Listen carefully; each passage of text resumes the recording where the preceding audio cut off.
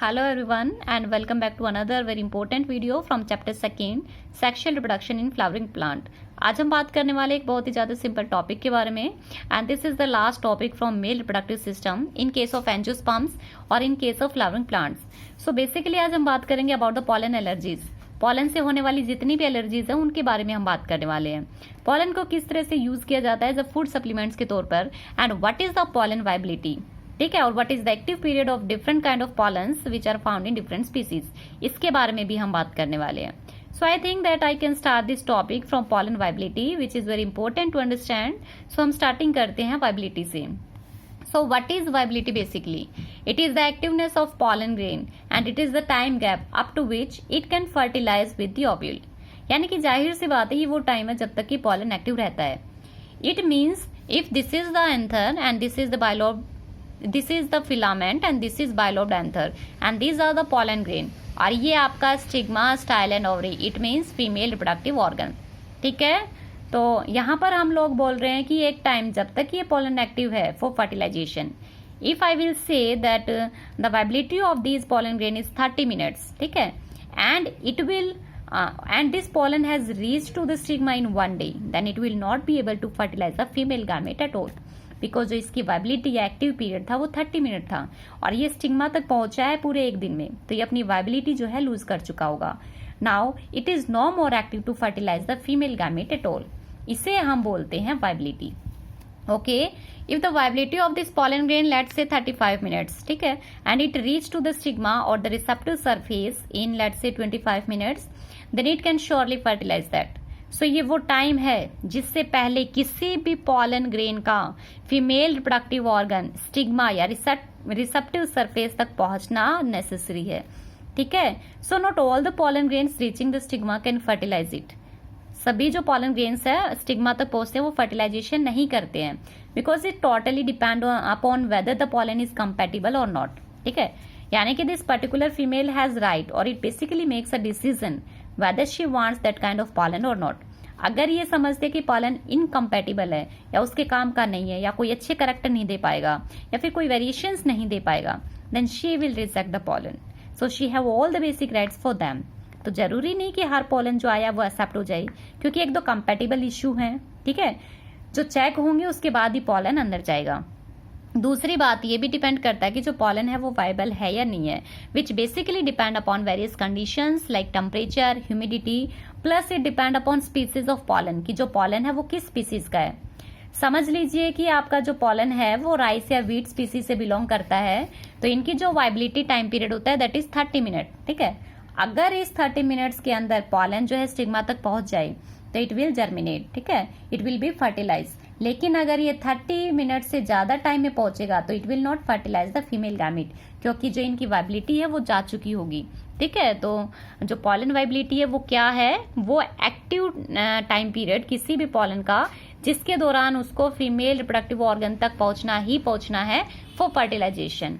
Okay, अगर आप बात करें RLS फैमिली की, रोजेसी, लैग्यूमिनेसी एंड सोलेनेसी, ठीक है, the family of brinjal, potato and this is the family of रोज।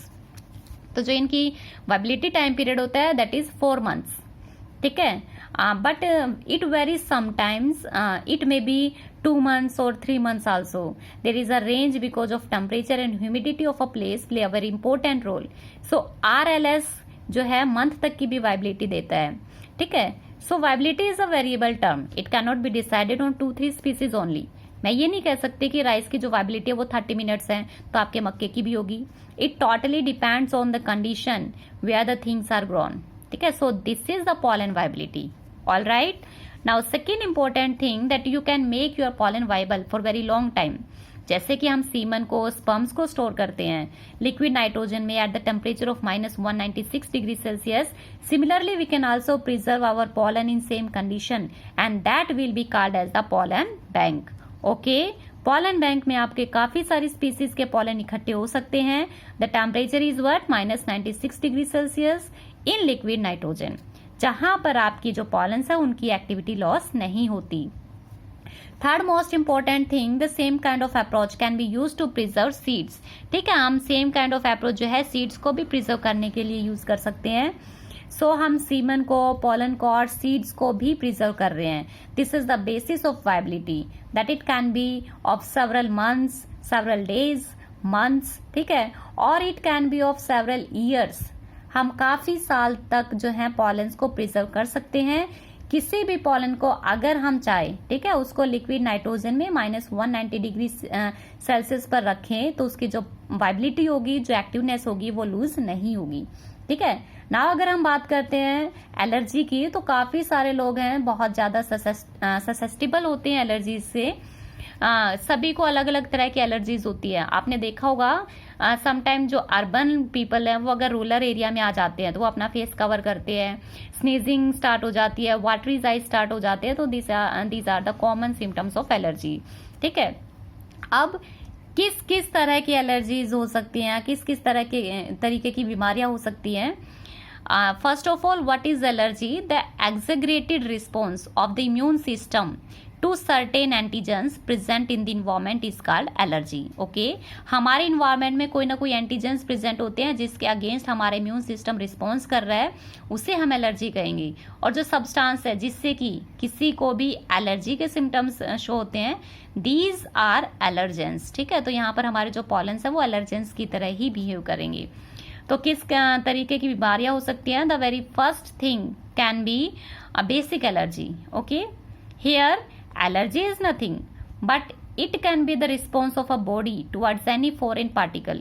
तो वो आपकी एलर्जी होगी. ठीक है. जो एलर्जीज होती है काफी कॉम्प्लेक्स मैकेनिज्म है, हाइपर सेंसिटिविटी भी होती है आपकी बॉडी के. ठीक है. कॉम्प्लेक्स मैकेनिज्म है. That is basically you can feel sick for some specific things. Okay. Second, हमारी जो एलर्जी है वो ब्रॉन्चियल एफ्लिक्शंस हो गई. हो सकता है कि if you inhale some sort of pollens with the air which you are breathing. ठीक है. तो आपको जो है कुछ सिम्टम्स नजर आएंगे. These are the bronchial affliction. अगर आप एयर के साथ पॉलेंस को इनहेल कर रहे हैं तो वो जो एलर्जी है वो आपकी ब्रॉन्चियल एफ्लिक्शंस होंगी. ठीक है. Third one is the chronic disorder. ठीक है, which are very very very prevailing. काफी ज्यादा लंबे टाइम तक जो है परसिस्ट रहते हैं ये आपकी बॉडी के अंदर. ठीक है. जैसे अस्थमा हो गया, ब्रोंकाइटिस हो गया, ये आपकी क्रॉनिक डिसऑर्डर्स हैं. And next is seasonal allergy. As the name suggest, seasonal यानी कि सीजन के अकॉर्डिंग. ठीक है. ये वो एलर्जी है जो सीजन के अकॉर्डिंग ही हमें दिखाई देती है. आपके आसपास कोई क्रॉप्स जो है मैच्योर हो रही है, फ्लावरिंग टाइम आ रहा है, तो ही आपको जो है एलर्जी के सिम्टम्स नजर आएंगे. जैसे जैसे वो टाइम जो है बीत जाता है, आपकी एलर्जी अपने आप ही ठीक हो जाती है. ठीक है, खत्म हो जाती है. तो ये थी allergies. Okay.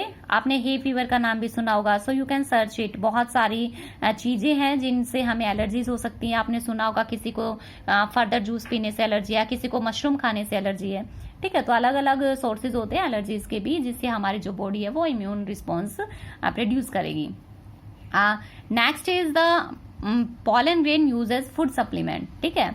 In case of western conditions, जहां पर जो है pollen grains को फूड सप्लीमेंट के तौर पे भी यूज किया जाता है in the form of tablets and syrups, because pollen grains are rich in nutrient. ठीक है. तो वेस्टर्न कंट्रीज के अंदर इसके जो है टैबलेट्स या सिरप्स बने हुए हैं जो मार्केट में भी अवेलेबल है.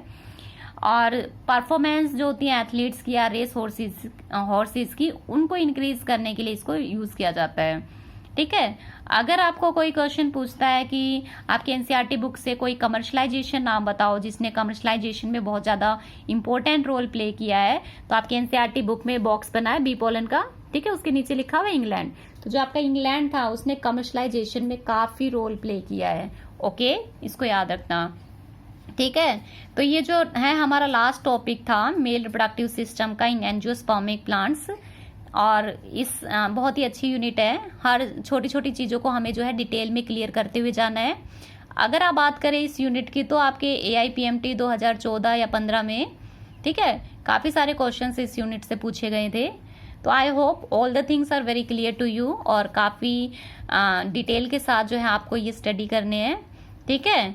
नेक्स्ट टॉपिक में, नेक्स्ट वीडियो में हम जो है फीमेल रिप्रोडक्टिव ऑर्गन के साथ जो है नेक्स्ट लेक्चर पढ़ेंगे. Till then, take care. Bye bye.